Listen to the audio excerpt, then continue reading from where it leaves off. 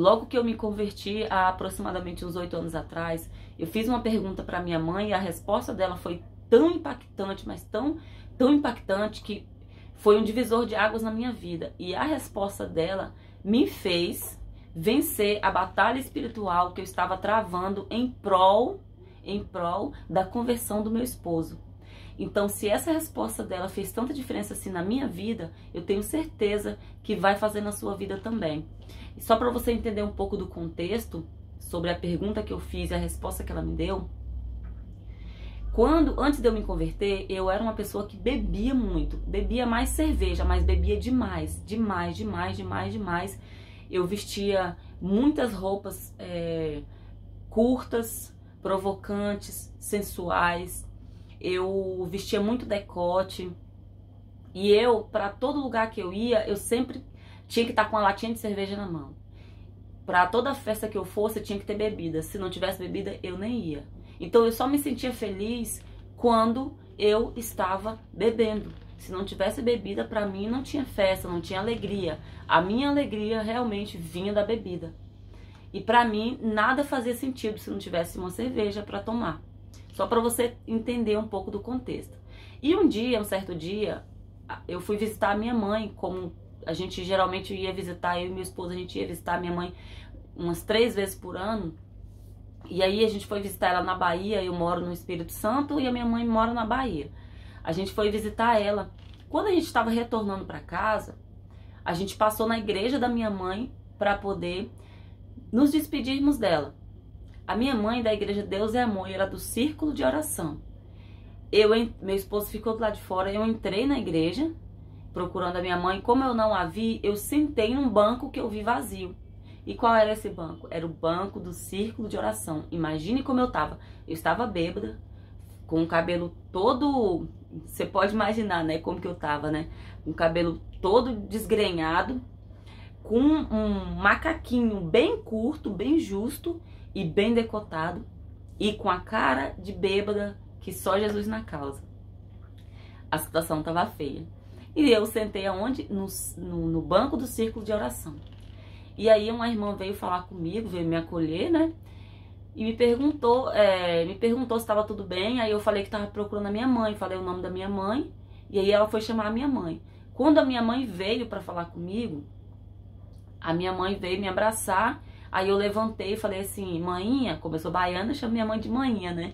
Maninha, eu só vim me despedir da senhora, o Júlio tá lá fora, que é meu esposo.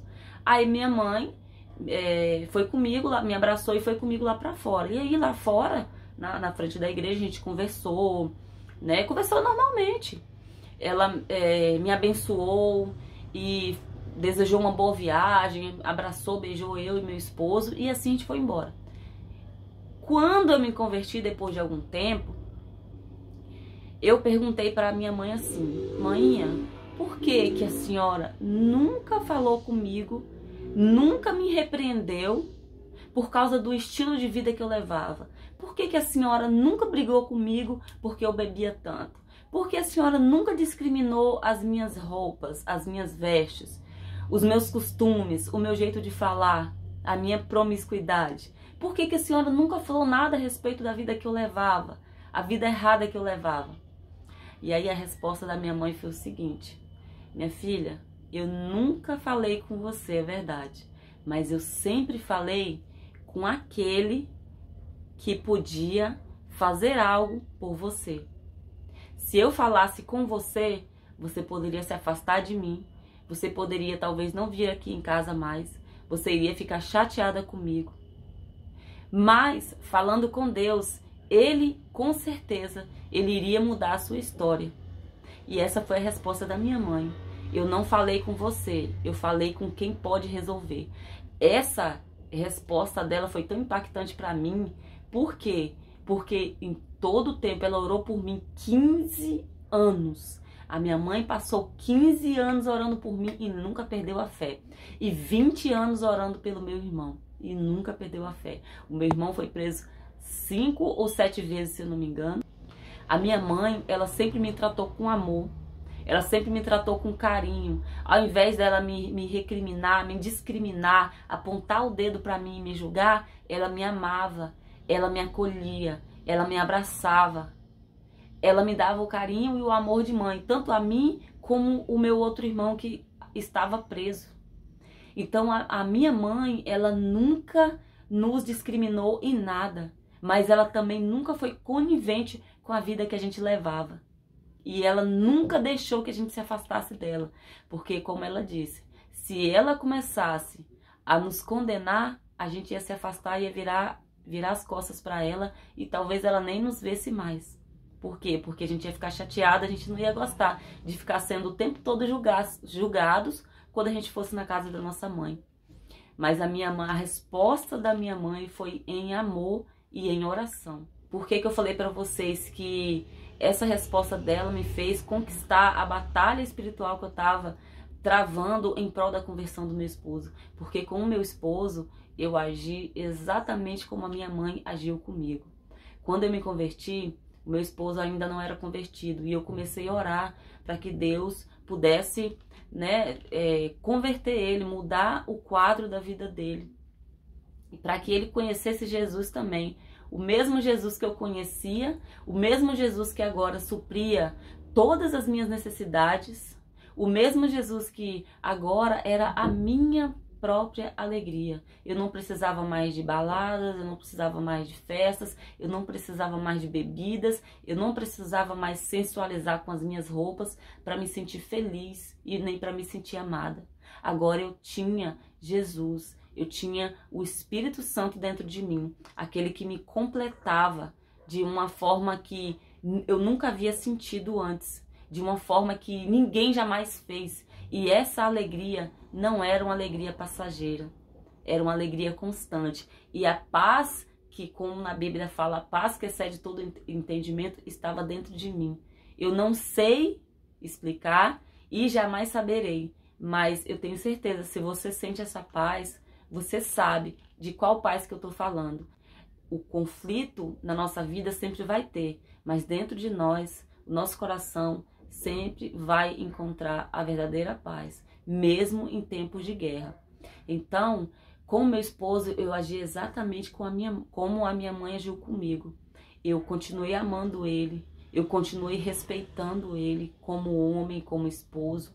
Eu continuei trazendo ele cada dia mais para perto de mim. Eu não julgava ele porque ele cantava na noite, bebia muito.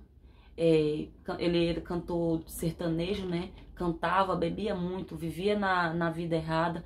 Eu nunca arrumei problema com ele por causa dos shows que ele fazia, nem das bebidas. Ele podia chegar trêbado dentro de casa, nunca briguei com ele. E um dia ele perguntou para mim a respeito da palavra que eu estava lendo na Bíblia. E aí eu expliquei para ele.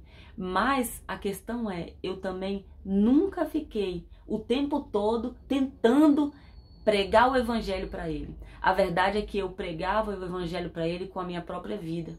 Ele viu a transformação em mim. Ele viu em mim o amor de Cristo. E aí ele, com o tempo, ele passou a desejar também sentir esse amor e ter também essa transformação. A minha mãe orando, eu orando pelo meu esposo e o Espírito Santo trabalhando na terra fértil que é o coração dele, até que o coração dele estivesse preparado para poder conhecer Jesus. Então, eu não impunha as minhas regras, eu não impunha ao meu esposo as minhas crenças, nunca, em momento nenhum. Quando eu ia para a igreja, eu perguntava, amor, você vai comigo? Aí ele falava, hoje não, tudo bem. Aí no outro domingo, amor, você vai comigo? Hoje eu vou, ok, vamos lá. E tudo bem se ele fosse, se ele não fosse, estava tudo bem. É claro que quando ele ia, eu ficava muito feliz. Mas quando ele não ia, eu não expressava tristeza no meu olhar. Por mais que meu coração estava triste, mas eu não expressava tristeza no meu olhar. Eu tentava transparecer que era natural aquilo. Eu não impunha nenhum peso nas costas dele para ele se sentir obrigado a seguir a mesma religião que eu, a conhecer o Jesus que agora eu conhecia. E aí, com o tempo, meu esposo, vendo a minha transformação, e esse testemunho que eu tô contando para vocês a respeito da vida do meu esposo, ele mesmo conta mais, ainda melhor do que eu. é um testemunho lindo, ele falando a respeito de como ele me via, a respeito da minha mudança, da minha transformação. É algo assim muito lindo. Mas tudo isso só foi possível por causa da resposta que a minha mãe me deu. Que ela disse assim: eu não falei pra você, mas eu falei com aquele que podia resolver. E assim eu agi com meu esposo. Eu não falava nada com meu esposo, mas eu sempre falava com aquele que podia mudar a história da minha família. E era uma situação muito difícil. Passava por muita tribulação dentro de casa. Só que eu sempre orava. E uma coisa que eu aprendi e vou ensinar pra vocês, um exercíciozinho. Toda vez que o meu esposo, ele falava algo que me ofendia muito, eu ia pro joelho orar. Por mais que eu estivesse tão ofendida que eu não quisesse perdoá-lo, eu já ajoelhava e falava: Senhor, eu perdoo ele. Mas não é que eu queria perdoar, eu não queria. Tinha dias que eu ajoelhava para orar e eu falava assim: hoje eu não perdoo. Mas aí eu começava a chorar e falava: Senhor, eu perdoo ele, eu perdoo ele. E começava a falar. E o que eu quero ensinar para vocês é o seguinte: quando você estiver chateado com alguém, sabe o que você vai fazer? Você vai pegar uma característica boa que ele tiver, pelo menos uma. Se você não conseguir achar naquele momento de raiva 2, 3, 4 ou 10, pegue apenas uma característica boa e começa a agradecer por essa característica.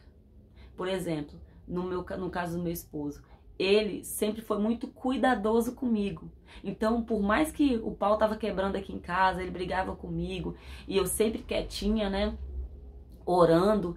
E aí, quando ele falava algo que me ofendia, eu ia pro joelho e pegava essa característica dele e falava: Senhor, muito obrigada, porque o meu esposo, ele sempre foi muito cuidadoso comigo. E eu até me emociono até agora só de pensar nisso. Gente, e isso a neurociência explica. Quando você agradece por algo, a sua mente começa a buscar outras características boas dessa pessoa e o seu coração se enche de gratidão por essa pessoa, se enche de amor, se enche de afeto, se enche de carinho, se enche de compaixão. Então, era muito mais fácil eu perdoar quando eu pegava uma característica boa dele e começava a agradecer ao Senhor. Porque esse é o poder da gratidão. E eu começava a agradecer e aquela raiva que eu estava sentindo naquele momento ia se dissipando. Aquele peso que eu estava sentindo por estar ofendida pelas palavras dele ia se dissipando, ia saindo das minhas costas. E o amor por ele ia se renovando, a compaixão. E aí, quanto mais eu agradecia ao Senhor, e aí, quanto mais eu falava palavras positivas com relação a ele, mais o meu coração se enchia de amor por ele. Então, isso que é pisar na cabeça de Satanás, isso que é confundir o inimigo. Quando você tem tudo para xingar seu marido, para poder se irar com aquela pessoa, mas você começa a elogiar ela. Mesmo que você não vai elogiar ela pra ela, mas você vai elogiar ela no seu coração, você vai elogiar ela pra Deus. Você começa a elogiar ela, você começa a falar bem dela e seu coração se enche de amor. Esse é o meu conselho pra você, porque as relações, principalmente relacionamentos conjugais, eu sei que são muito difíceis no início, quando apenas um dos cônjuges se convertem. É muito difícil viver em julgo desigual. Eu sei o que eu estou falando, porque eu já passei por isso. Mas se você, ou seja homem ou mulher, estiver passando por isso, não pare de orar e não fique com raiva do seu marido, da sua esposa. Se apegue em Deus e busque forças no Senhor. Não responda às ofensas, porque a sua luta não é contra seres humanos. Efésios 6,12 diz que nossa luta não é contra carne nem sangue, é contra principados e potestades, contra as forças do mal nas regiões celestiais. Então a sua luta, a sua guerra não é contra o seu marido, não é contra seu filho, não é contra seu pai, não é contra seus amigos, não é contra seu patrão. A sua luta não é contra pessoas, a sua luta é contra principados e potestades, é contra as forças do mal. A batalha está acontecendo nas regiões espirituais. Não ceda às intrigas do inimigo, porque tudo o que ele quer é fazer você entrar em conflito com a pessoa que você ama, com as pessoas que você mais ama. Busque em Deus essa sabedoria, busque no Espírito Santo, continue orando, continue perseverando. Não fale com aquela pessoa aquilo que você quer falar. Desabafe com aquele que pode fazer alguma coisa por você e pela sua história. Tá bom? Que você possa ser edificado por essas palavras, que você possa seguir essas instruções e que, se você quiser deixar um comentário aqui abaixo dizendo o que você achou do conselho da minha mãe, fique à vontade, pode comentar. Beijinho, shalom, shalom.